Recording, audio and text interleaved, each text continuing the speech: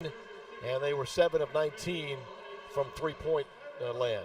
Coach Shafer coming over to sit down with us as the Spiders come up on the short end here, and now we'll visit with the Richmond head coach here. And Michael, this was a tough one. You fall by 4, you come back, tie the game up at 81 all.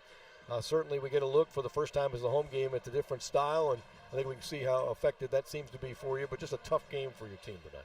Yeah, I mean, the two things that we were worried about was them getting the ball in the paint and them rebounding the basketball, and they were able to do those two things for the majority of the night. I thought there at the end when we made a run, I thought that we were able to keep them out of the paint, and we rebounded it, and that got us back in it.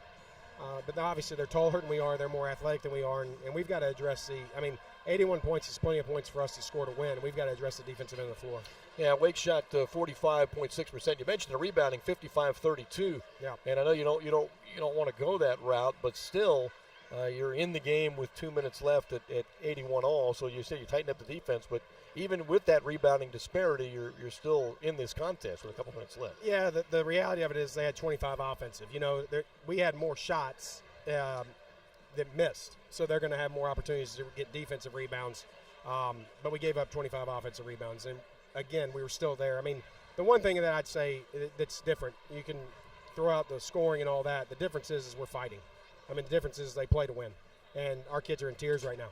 So the truth of the matter is that we're going to come out tomorrow. Like I told them, you can worry about this tonight. You can let it sink in tonight. Tomorrow we got to come back out and prepare to play East Carolina.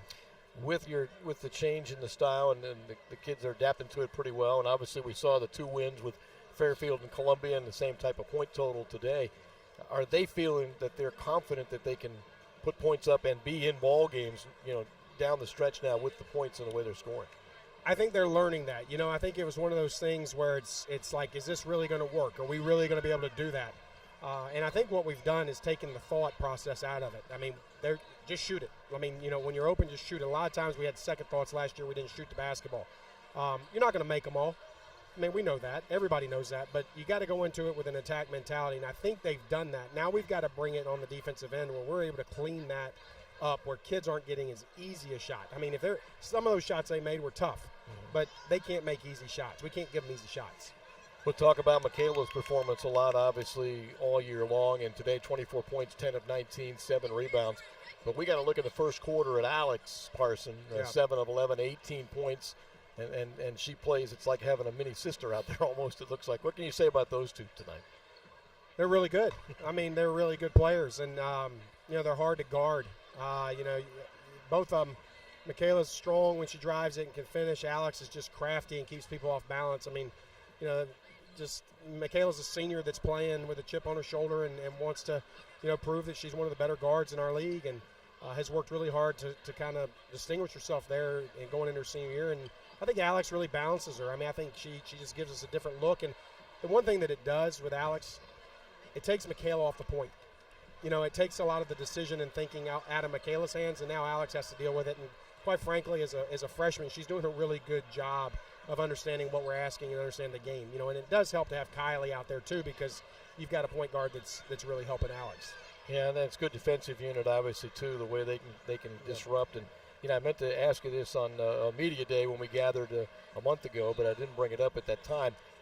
Not having a player on the preseason teams, I thought Michaela certainly should have gotten. And there's a lot of good guards in this league. Don't get me wrong, a lot of good players. Yeah. But I thought she should have gotten some consideration for one of those teams. Well, I think her numbers certainly say that, and I think if you ask me, I think she should have gotten 6th Player of the Year 2 years ago, and most improved player when you go from 2 points to 14.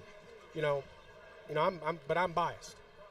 So my thing is, all right, then win more. You want to get on with all conference team, let's win.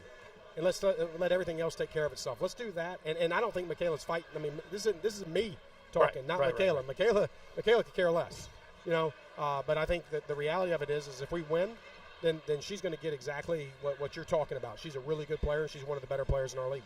One more for you before you go, and we won't see you for a couple of weeks. November 29th, you've got a lot of road games here. To start the season, this was great to see the team and how they've developed and what they've done over the first 3 games. But now you've got 3 or 4 more before you're back here again, and some good trips obviously and some good competition, but tough to be away from home maybe. It is, but I'll be honest with you. I mean, like today we shot around at 7:45 in the morning because we had class. We didn't have a pregame meal because we had class.